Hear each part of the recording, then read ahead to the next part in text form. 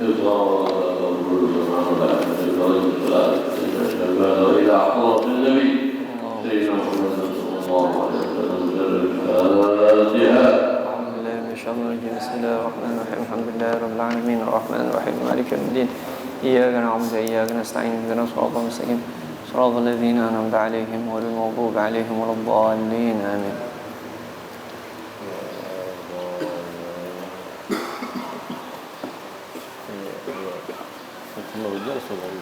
أوقات الصلاة فمن المسجد على فرحتين.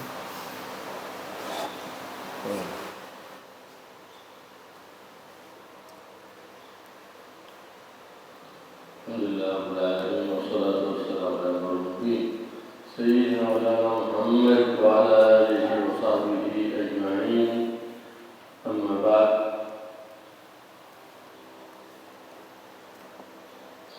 فمن الواجب المفروض على العباد في اليوم والليلة 5 صلوات في اليوم والليلة. قال رسول الله صلى الله عليه وآله وصحبه وسلم: 5 صلوات كتبهن الله على العباد أو على عباده في اليوم والليلة. فذكر 5 صلوات. قال السائل الذي سأل النبي محمد صلى الله عليه وسلم: هل علي غيرها؟ أي 5 صلوات الفرائض. قال صلى الله عليه وسلم: لا، إلا أن تطوع. ما زاد عليها فتطوع. على الفريضة فهي نافلة. والله سبحانه وتعالى في الحديث يقول: لا يزال عبدي يتقرب إلي بالنوافل حتى أحبه. فإذا أردت المحبة من المولى فزد على الفرائض بأداء النوافل. نعم. والفرائض الخمسية الظهر. نعم. الظهر سمي الظهر لأنها أول صلاة ظهرت في الإسلام، صلاة الظهر. ففرضت الصلاة ليلة الإسراء والمعراج.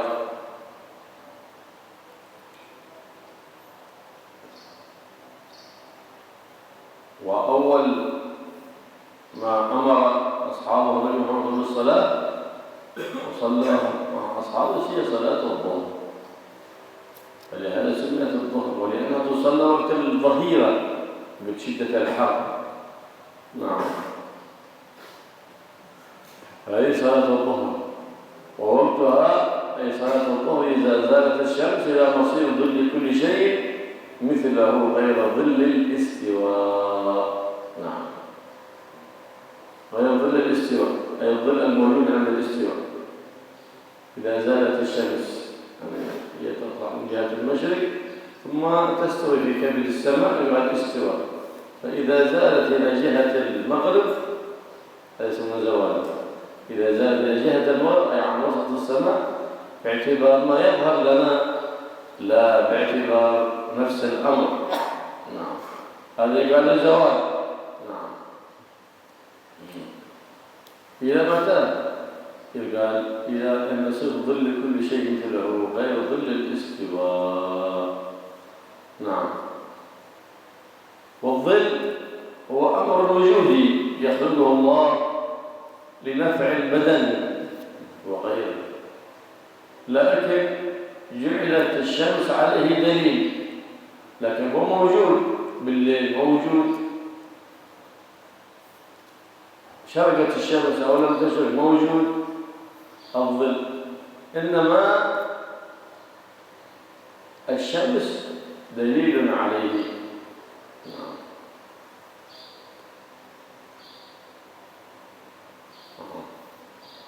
فمد الظل سبحانه وتعالى وجعل الشمس عليه دليلا.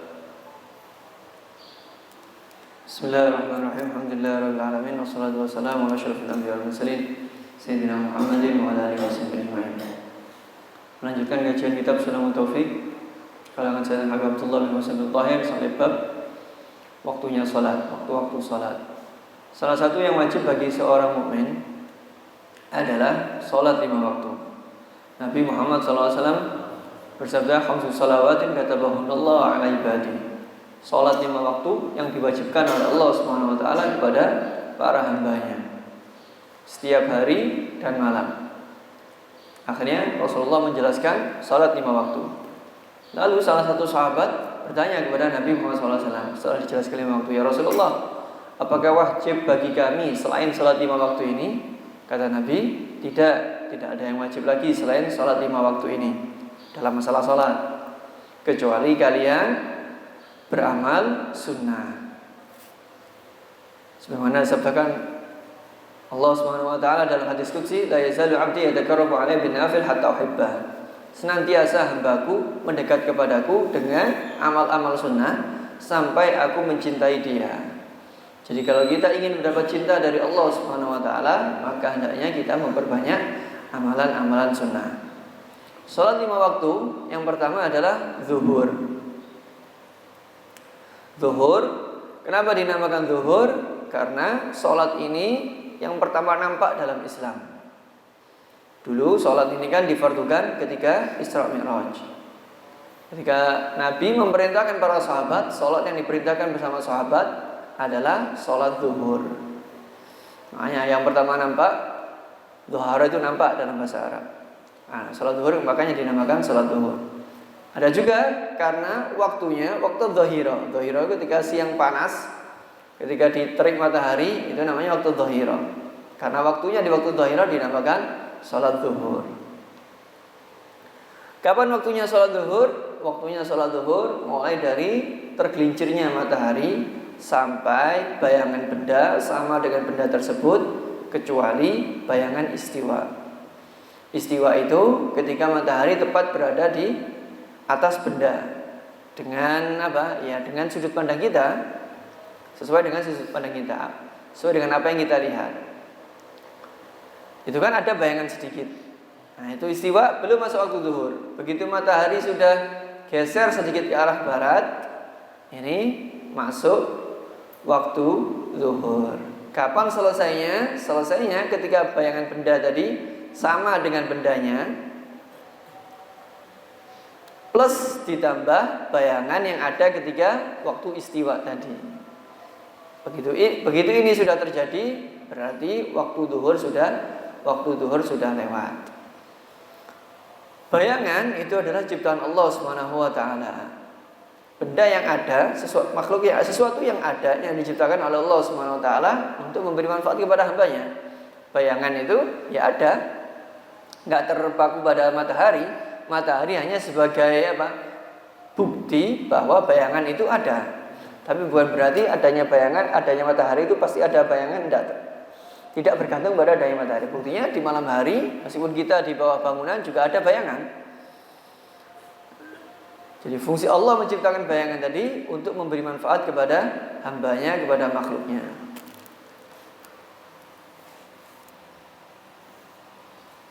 والفريضة الثانية هي فريضة العصر. سميت عصرا لأنها تصلى في وقت العصر لمعاصرتها وقت الغروب، وهي أفضل الصلوات لأن هي الصلاة الوسطى على القول المعتمد كما قال الإمام النووي. قال الله سبحانه وتعالى: حافظوا على الصلوات والصلاة الوسطى وقوموا لله قانتين. الأولى صحنا صلاة العصر لأنها واصلة بين الصبح والظهر وبين المغرب والعشاء، وقيل هي صلاة الصبح الصلاة الوسطى. نعم، ولهذا كانت أفضل الصلاة، لأن الصلاة أفضل الصلوات صلاة العصر لأنها هي الصلاة الوسطى. نعم، لكن الجماعة في صلاة الصبح أفضل لأنها أشد على النفس، وكل عمل كان أشد على النفس فالأجر فيه أكثر وأعظم عند الله سبحانه وتعالى. نعم، فيستمر وقت العصر إلى من بعد أن يخرج وقت الظهر إذا صار ظل كل شيء مثله وزاد قليلا غير ظل الاستواء، هذه الزيادة هي من وقت العصر، ليست هي فاصلة بين الظهر والعصر، هي من وقت العصر، لكن ما يتبين دخول وقت العصر إلا بها، ويستمر الوقت إلى مغيب الشمس، إذا غابت الشمس. نعم، فإذا غابت الشمس خرج وقت العصر، أي بجميع قرص الشمس، إذا غابت جميع قرص الشمس خرج وقت العصر ودخل وقت المغرب.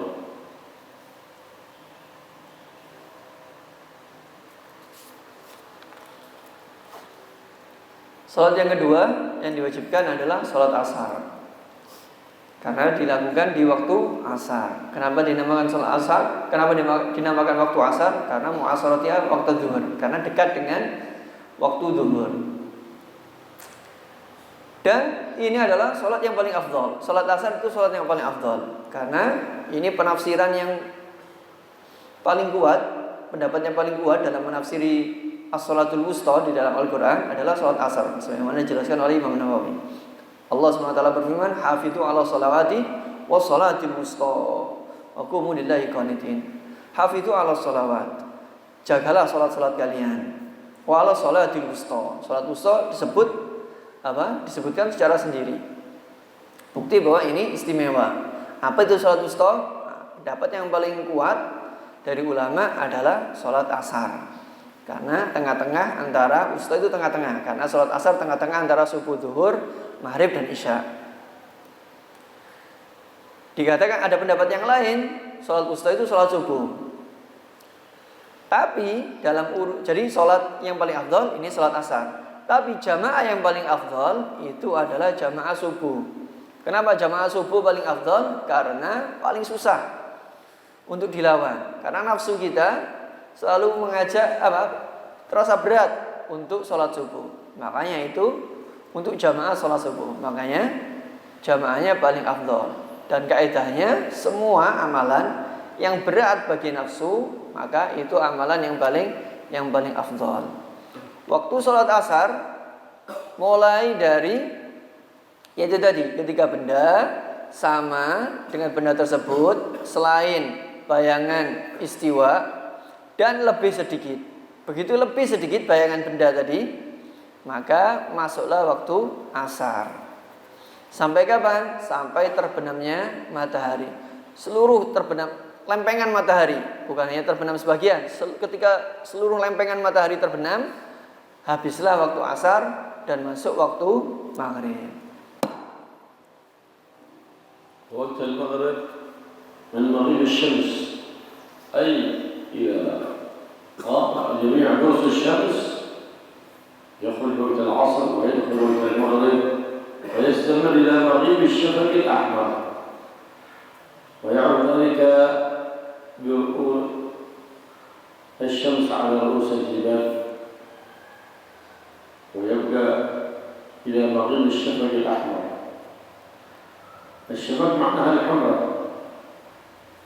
إذا غابت تلك الحمرة دخل وقت العشاء، وهو بقدر ساعة و10 دقائق أو 8 دقائق تقريبا ما بين المغرب والعشاء. وقت المغرب هذا ساعة و10 دقائق.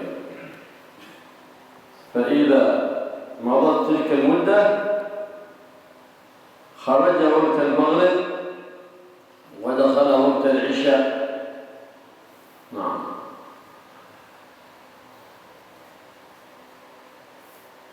وسميت العشاء عشاء لأنها تفعل وقت العتمة، وقت الظلمة، سميت صلاة العشاء.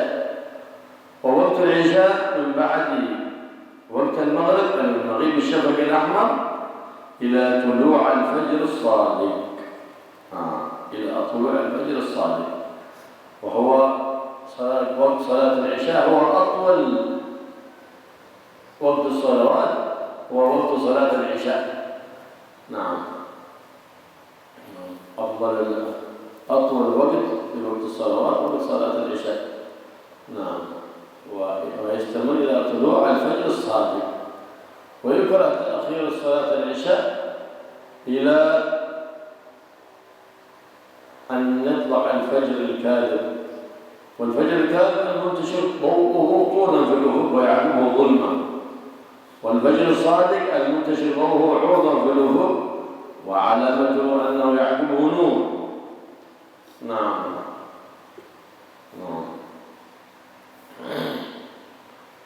لهذا يقول النبي محمد صلى الله عليه وآله وسلم: الفجر فجران، فجرا يحرم الطعام وتحل فيه الصلاة، وفجرا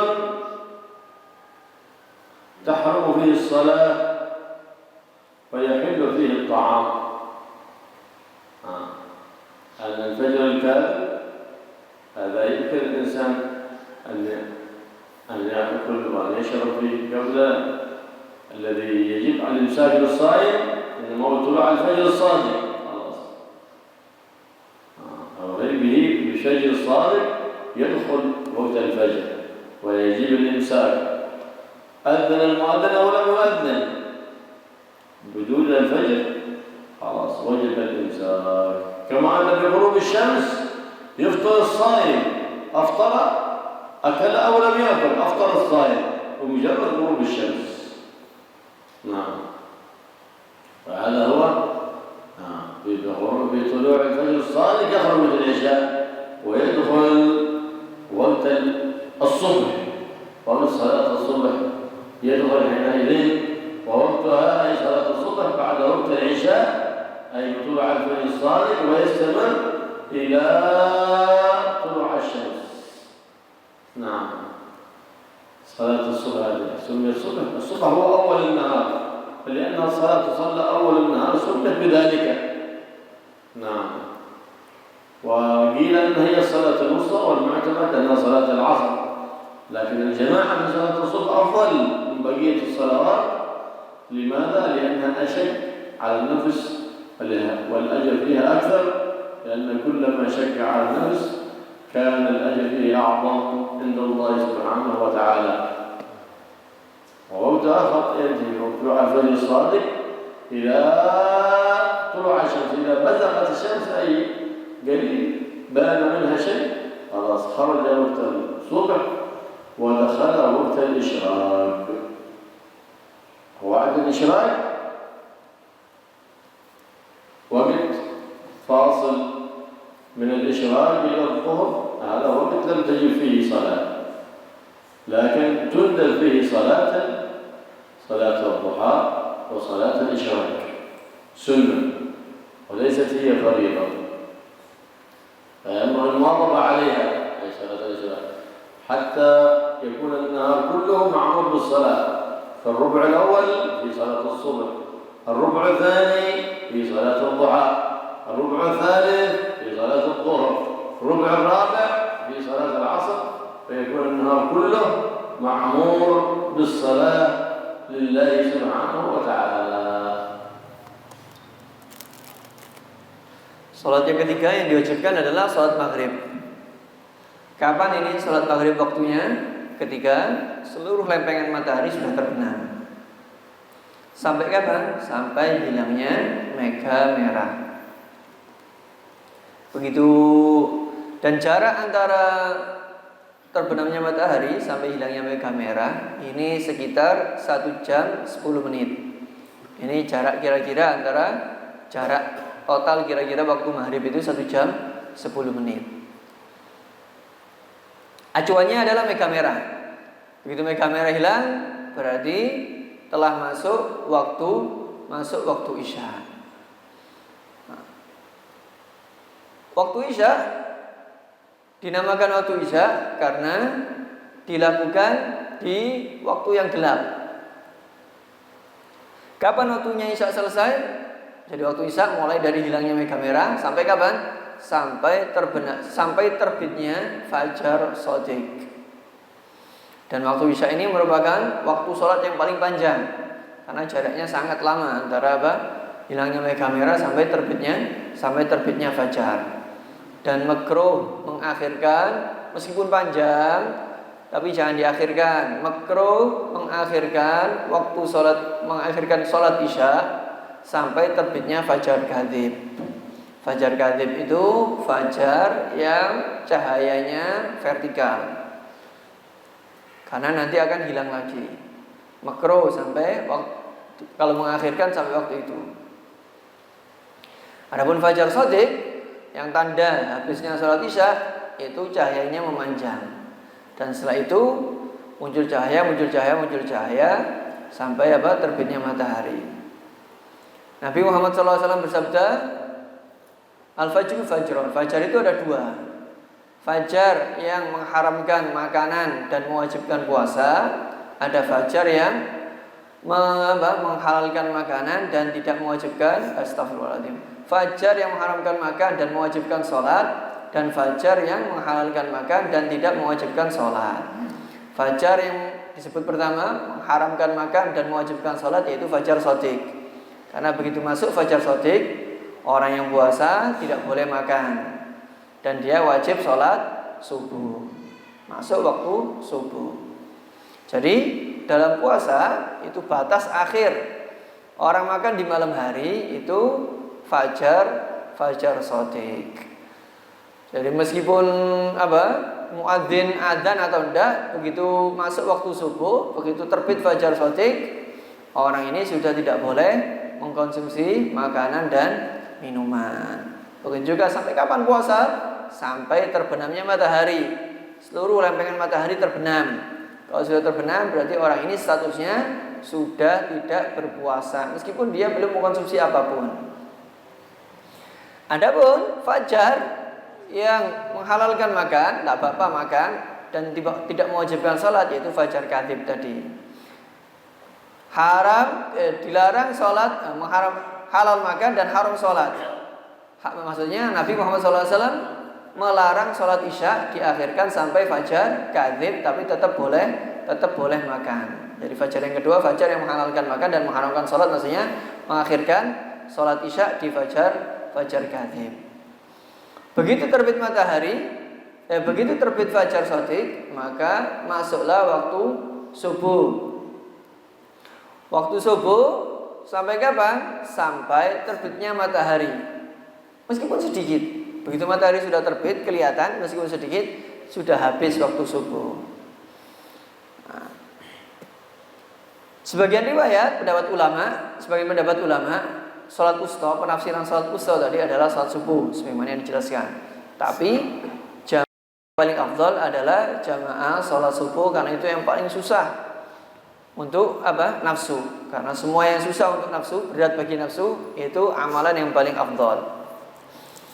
Nah, ketika sudah terbit matahari, maka sudah waktu isyraq itu antara terbitnya matahari sampai zuhur, ini waktu yang jeda.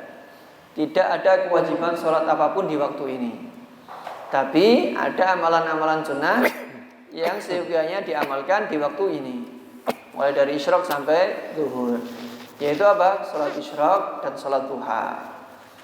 Sehingga kalau kita mengamalkan sholat sunnah ini, sholat isyraq dan sholat duha, seluruh waktu kita di siang hari akan diisi oleh sholat. Di seperempat yang pertama ada sholat subuh. Seperempat yang kedua ada sholat duha.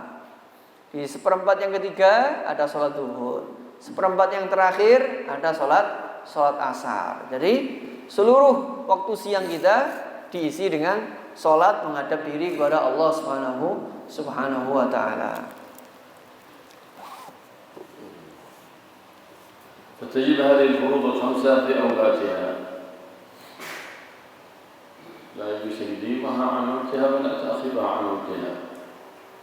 فقد قال صلى الله عليه وآله وسلم من أخر الصلاة عن وقتها بغير عذر فقد أتى بابا من أبواب الكبائر. واجب هذه الصلوات الخمس واجبة على كل مسلم. الكافر يعاقب عليها يوم القيامة على ترك الصلاة زائد على عدد الكفر. وإن كانوا في الدنيا لا يخاطب أول يخاطب الدخول في الإسلام. لو صلى كافر ما تصح صلاة، أول يدخل في الإسلام ثم يصلي بالغ فالصبي يؤمر بالصلاة ل7 ويضرب على تركها ل10 حتى يتهيأ، فيأتي وقت البلوغ وهو كله يعرف الصلاة ويحب الصلاة، فيأتي وقت البلوغ وقد تعلم ما وجب عليه. هذا واجب على من؟ على الوالدين وعلى ولي أمره. عاقل، أما المجنون ما تجب عليه صلاة. طاهر، فلا تجب الصلاة على حائض ولا نفس، فتجب عليها ترك الصوم وقضاءه. أما الصلاة يجب عليها أن تترك الصلاة الحائض والنفس، ولا يجب عليها القضاء، بل لا يجوز لها القضاء، خلاف الصوم. كما قال سيدنا عائشة: كنا نؤمر بقضاء الصوم، أي يجب على أن تترك الصوم، ولكن يجب عليه بعد ذلك قضاء ما تركته من الصوم وهي حائض أو نفس. ولا نؤمر بقضاء الصلاة، أي أن الصلاة على الحائض تركها عزيمة، فلا يجوز له. لو أرادت أن تصلي ولا يجوز، بل يحرم عليها حتى قضاءها. أما الصوم فيجب قضاءه على الحائض والنفس، يجب عليها أن تترك الصوم. وقالت الحائض والنفس لا تصوم، يقول لا، يحرم عليها الصيام، لكن يجب عليها القضاء بعد ذلك من أيام أخرى. نعم. لا يحرم تقديم الصلاة على وقتها وتأخيرها عن وقتها، وتأخيرها عنه بغير عذر، حرام، يحرم تقديم. ولا يجوز أن تدخل بها إلا بعد تيقن دخول الوقت. لو قال أظن الوقت قد دخل، يقول بس ما تصح صلاته، وأنت بينت أن في الوقت. لابد أن تتيقن أن الوقت قد دخل، أظنه قد دخل وقمنا وصلينا، ثم تبين أن الصلاة في الوقت، لم تصح الصلاة. من باب أولى إذا تبينت الصلاة خارج الوقت. نعم. فلا يجوز تأخيرها إلا بعذر، كنوم أو نسيان أو عذر، كأن أخر الصلاة لإنقاذ أحد من الهلاك. لو صلى ما يهلك هذا الصبي أو هذا الشخص، فأنقذه خرج الوقت، هذا معذور لإنقاذ الإنسان، يعذر في ذلك. نعم. Jadi wajib melakukan sholat-sholat 5 waktu tadi di waktunya. Tidak boleh didahulukan, belum masuk waktunya sudah sholat, tidak boleh. Atau diakhirkan, sudah lewat waktunya baru sholat, tidak boleh. Hadisnya Nabi Muhammad SAW kurang lebih artinya, barang siapa yang melaksanakan sholat di luar waktunya, maka dia telah mendatangi pintu dari pintu-pintu dosa besar. Jadi sholat ini di waktunya wajib bagi seorang muslim. Adapun orang kafir gimana? Orang kafir besok di akhirat, di dunia dia benar tidak wajib karena dia kafir. Tapi besok di akhirat, kalau dia mati dalam keadaan kufur, dia akan disiksa karena meninggal sholat. Siksa lebih daripada siksa dia kafir. Karena kewajiban dia di dunia, satu masuk Islam, baru nanti kewajiban sholat. Dan tetap kewajiban detail yang ada di Islam itu nanti dipertanggungjawabkan di orang-orang kafir. Syarat pertama adalah Islam, syarat wajibnya. Syarat wajib kedua adalah apa? Baligh. Adapun anak kecil tidak wajib sholat, tapi orang tua wajib memerintahkan anak yang sudah berusia 7 tahun diperintah sholat, diajarkan. Dan kalau sudah umur 10 tahun kok tinggal sholat, dipukul, dikasih peringatan, dikasih hukuman. Tujuannya apa? Agar nanti ketika dia sudah balik, dia sudah terbiasa melakukan sholat, sudah terbiasa ngerti waktu-waktu sholat, sadar akan sholat. Syarat yang ketiga, syarat wajibnya sholat adalah berakal. Maka orang gila tidak wajib sholat. Syarat wajib yang keempat adalah tohir, orangnya dalam keadaan suci. Dikecualikan dari orang dalam keadaan suci adalah wanita yang haid dan nifas. maka tidak wajib bagi wanita yang haid atau yang nifas sholat. Dan tidak wajib qadha, tidak, bahkan tidak sah kalau diqadhai. Kecuali puasa. Kalau puasa wajib diqadha. Sebagaimana hadisnya Sayyidah Aisyah, dulu kita tidak diperintahkan untuk mengqadhai salat, tapi kita diperintahkan untuk mengqadhai puasa. Wanita haid, wanita nifas haram puasa, tidak boleh. Kalau puasa tidak sah, dosa. Tapi untuk bulan Ramadan dia wajib mengqadhai puasa yang dia tinggalkan di bulan Ramadan di selain bulan Ramadan. Dan juga wajibnya sholat tadi seperti yang dijelaskan di awal harus tepat waktu, tidak boleh didahulukan, tidak boleh diakhirkan kecuali ada udzur. Maka konsekuensi dari ini, kita ketika mengerjakan sholat harus yakin masuk waktunya sholat. Jangan sampai kita ragu-ragu, ini sudah masuk waktunya atau belum, akhirnya sholat. Ini sholatnya tidak sah. Meskipun ternyata begitu dicek, sholatnya tadi tepat waktu. Tapi karena dilakukan keraguan-raguan, dia belum yakin masuk waktunya sholat, sholatnya tidak sah. Apalagi begitu dicek, sholatnya sebelum masuk waktunya. Jadi tidak boleh mengakhirkan dan mendahulukan sholat kecuali kalau ada udzur. Salah satu udzur yang disebutkan adalah tidur sebelum waktunya. Sebelum waktu sholat dia tidur, akhirnya bablas sampai habis waktu sholat. Ini udzur. Udzur lagi adalah lupa.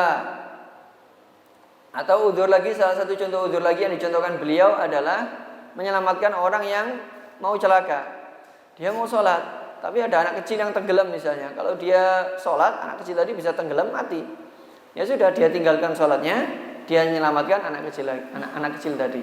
Ini bagian salah satu contoh-contoh udzurnya mengakhirkan sholat.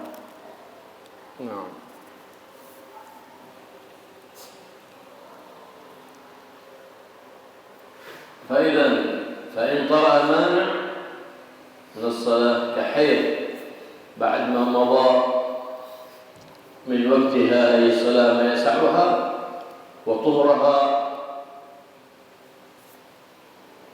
لنحو سلس لزمه قضاءها، أي قضاء تلك الصلاة بعد زوال المانع. مثال بعد زوال المانع وجب القضاء.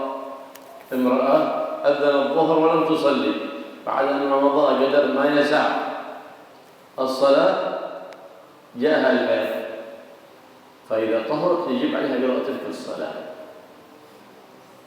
قضاء الظهر لأنها قد تمكنت.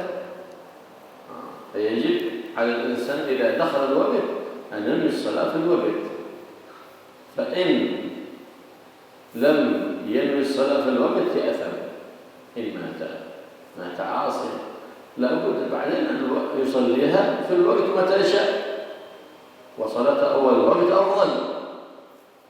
كما قال صلى الله عليه وسلم أي الأعمال أفضل؟ قال الجهاد في سبيل الله، ثم قال الصلاة لأول وقتها. هكذا يقول النبي محمد صلى الله عليه وسلم.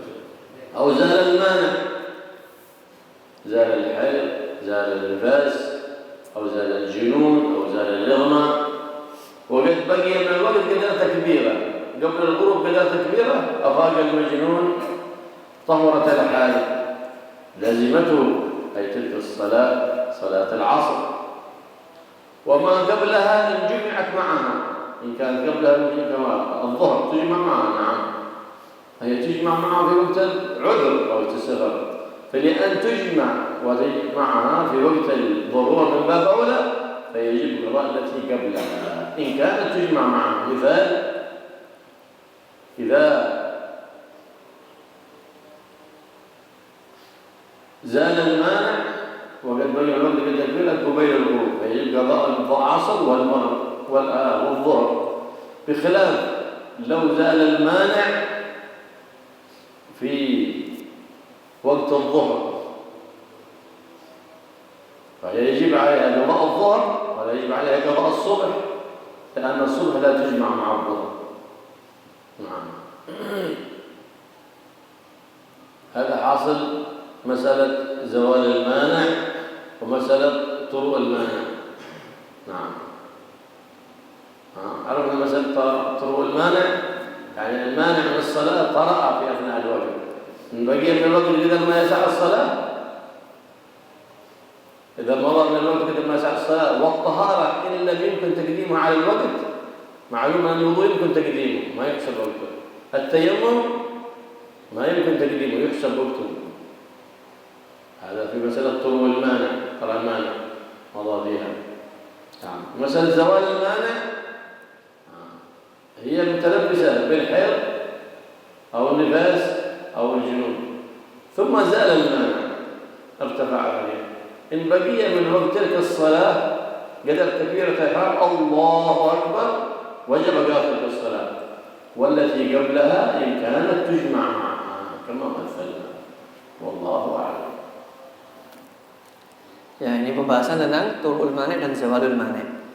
Pertama yang dibahas turu'ul mani', adanya penghalang yang menghalangi dia tidak bisa sholat seperti haid atau nifas di tengah-tengah waktu sholat. Orang kalau dalam waktu sholat dia awalnya dalam keadaan suci, lalu tiba-tiba datang penghalang seperti dia haid atau nifas, dan telah lewat waktu yang cukup digunakan untuk sholat di waktu tersebut, beserta waktu untuk bersuci. Kalau waktu bersuci ini tidak bisa didahulukan di sebelum waktu sholat, kayak contohnya tayamum, atau orang yang salisul, atau orang yang beser, maka waktu sholat yang ditinggalkan ini wajib diqadha. Contoh, masuk waktu zuhur, wanita dalam keadaan suci, adzan zuhur, dia belum sholat. Begitu lewat waktu 5 menit ini kan cukup untuk sholat. Akhirnya dia haid, maka akhirnya kan tidak boleh sholat dia. Maka ketika dia sudah suci harus mengqadai sholat zuhur ini. Kenapa? Karena ketika dia turu'ul mani', ada penghalang, sudah terlewat masa yang cukup untuk sholat atau bersuci yang tidak bisa didahulukan. Pembahasan setelahnya adalah zawalul mani', hilangnya mani', yaitu orang dalam keadaan ada penghalang sehingga dia tidak wajib sholat seperti haid, nifas, atau gila, atau dia belum balik. Akhirnya penghalang ini hilang dan masih tersisa waktu yang cukup untuk takbiratul ihram, maka wajib mengqadai sholat yang dia ketinggalan di waktu tersebut. Contoh, waktu zuhur dia haid, dari awal adzan dia haid sampai tersisa waktu takbiratul ihram sebentar, akhirnya dia suci, maka dia wajib mengqadai sholat zuhur. Kan zuhurnya tadi nggak dia lakukan karena dia masih haid, wajib diqadai zuhurnya. Karena begitu hilang maniknya masih cukup tersisa waktu untuk takbiratul ihram. Juga dalam kasus zawalul mani ini wajib mengqadai sholat sebelumnya kalau sholat sebelumnya bisa dijamak. Sholat yang bisa dijamak zuhur dengan asar, isya dengan maghrib dengan isya. Contoh, di waktu asar. Di waktu asar dia masih haid, dari awal adzan asar dia haid sampai tersisa waktu untuk takbiratul ihram dia suci. Maka dia wajib mengqadai asar.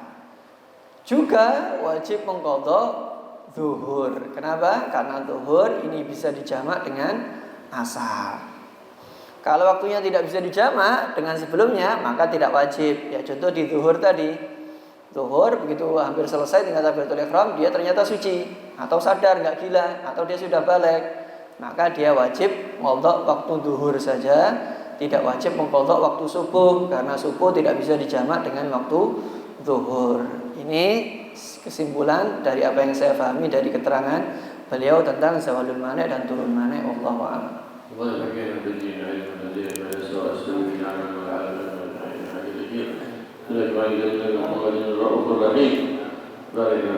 بلغنا رمضان بإحسانه واعتبار من له فيقولنا به طاعة الرحمن تعريف الرحمن فيقولنا بإكثار تلاوة القرآن رسول الله بالقرآن وسيدنا بالقرآن وكل بالقرآن تسجل الدهر بالقرآن بحق القرآن بحمد نزل عليه القرآن سيدنا مولانا محمد سيد الأكوان صلى الله عليه وآله وصحبه وسلم والحمد لله رب العالمين بسر الفاتحة.